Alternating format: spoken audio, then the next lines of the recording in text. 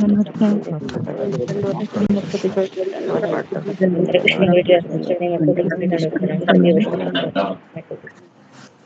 हरे कृष्ण विद्यानुकुंडा ओम अज्ञानतिमिरन्धस्य ज्ञानाञ्जनशलाकया चक्षुरुन्मिलितं येन तस्मै श्रीगुरुवे नमः।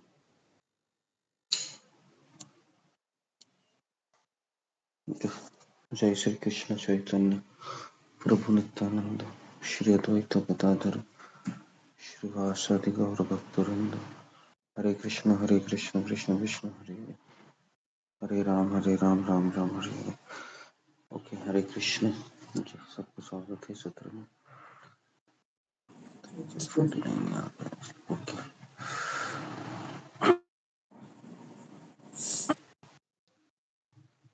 जी, हरे कृष्ण।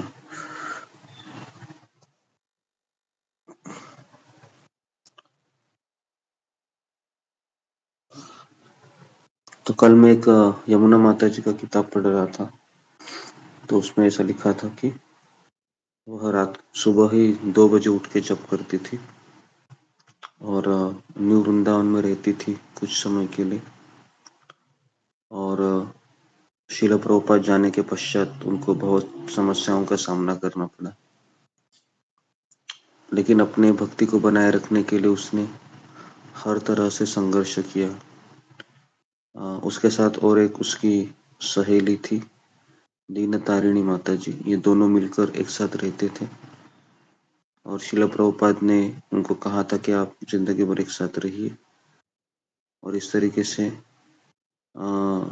उन्होंने एक आश्रम की स्थापना की थी, लेडीज आश्रम, जिसमें काफी सारे रहकर सुबह का जप करना। और एक उनके पास विग्रह थे जिनका नाम था राधा वन बिहारी, तो उनकी वो सेवा करते थे और उसके अनुसार फिर वह उनके लिए अच्छे अच्छे पकवान बनाती थी, भगवान को अर्पण करती थी। और जब समय मिलता थे तो ये भगवत गीता भागवतम के ऊपर चर्चाएं करते थे और अधिक से अधिक भगवान का जप किया करते थे। और शाम को भक्तिविनोद ठाकुर, नरोत्तम दास ठाकुर के भजन गाते थे।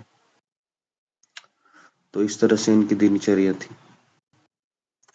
तो कोई व्यक्ति अगर उसको भक्ति में इंटरेस्ट है तो वो सब कुछ छोड़कर भी केवल भक्ति कर सकता है। हम अपना मन 24 घंटा भक्ति में नहीं लगा सकते, इसके लिए हमको अन्य कार्य करने पड़ते हैं।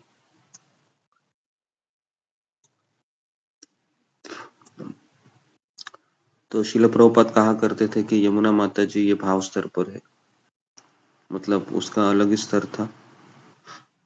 शिला प्रभुपाद जाने के पश्चात काफी कठिनाइयों का सामना करना पड़ा उनको।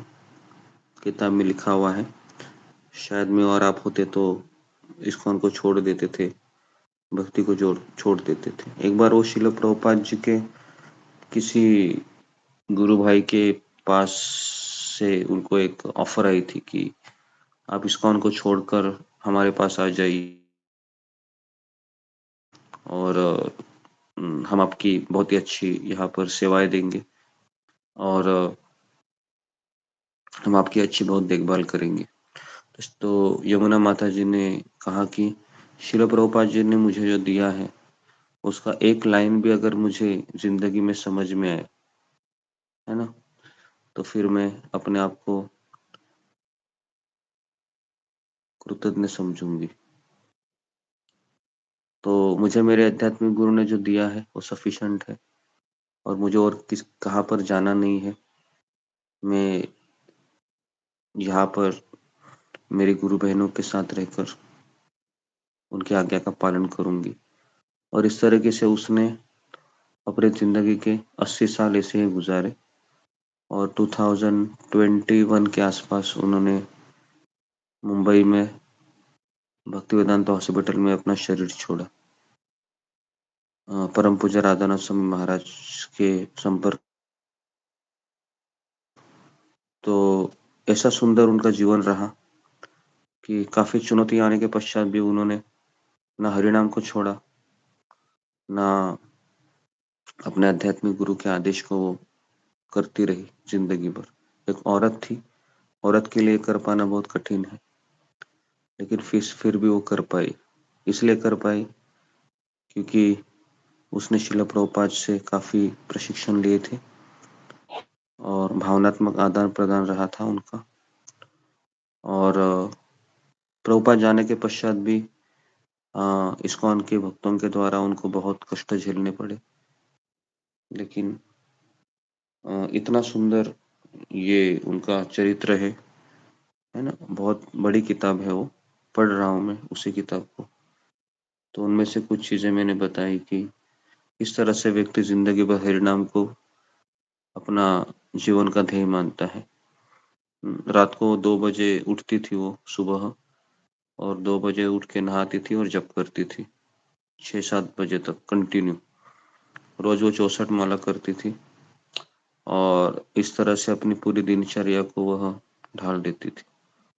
अद्भुत कैरेक्टर है ना। और शिला प्रभुपाद जी से उनकी मुलाकात इस तरह से हुई थी कि उनकी बहन की शादी थी, जानकी की। जानकी की बहन थी वो। जानकी तो भक्ति को छोड़कर चली गई, लेकिन यमुना माता जी है वह जिंदगी भर प्रभुपाद के वचनों को निभाती रही। तो कल हम आसक्ति के बारे में चर्चा कर रहे थे। तो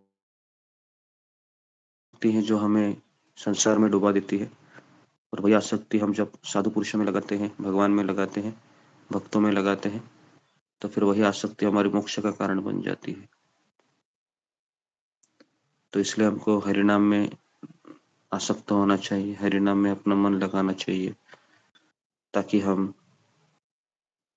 इस संसार में रहते हुए भी इस संसार के ना रहे। एक बहुत बड़ा चैलेंज है हमारे लिए कि हम संसार में रहकर भी संसार के ना बने, और उसके लिए हमको जपा बहुत अच्छा करना है। जब तक हमारा जपा अच्छे होगा, जब तक हम सुबह उठने में आलस्य ना करेंगे, जब तक हम रात को सोते समय भगवान को याद करके सोएंगे, तब तक हम अच्छे से भक्ति में ग्रो करते रहेंगे। और अगर हम आलसी बनेंगे, और अगर हमारी महत्वाकांक्षा अगर कम हो गई किसी के कहने से, परिस्थिति से, तो फिर हम धीरे धीरे ढीले हो जाएंगे। और मैं आपको बताऊं कि जिस व्यक्ति ने हरिनाम का थोड़ा भी उसको आनंद मिला है, वही संसार में कहीं पर भी जाए, छोड़ के भी जाएगा ना, हमेशा पछताते रहेगा वो।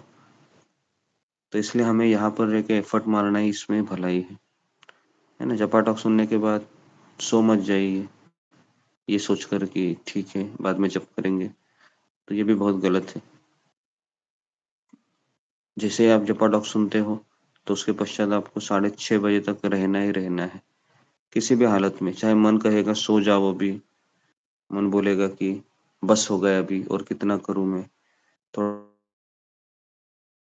नींद बहुत ज्यादा आ रहे हैं, तो मन के विचारों को या मन के सिग्नल को आप बिल्कुल मत एंटरटेन कीजिए, है ना, क्योंकि ये मन ही है जो हमें संसार में डुबा रहा है। ये कुछ विचार है, मैंने आपके सामने रख दिए। यहाँ पर मैं रुकता हूँ। हरे कृष्णा कृष्ण कृष्ण हरे हरे। हरे कृष्णा गुरु जी, दंडवत प्रणाम। हरे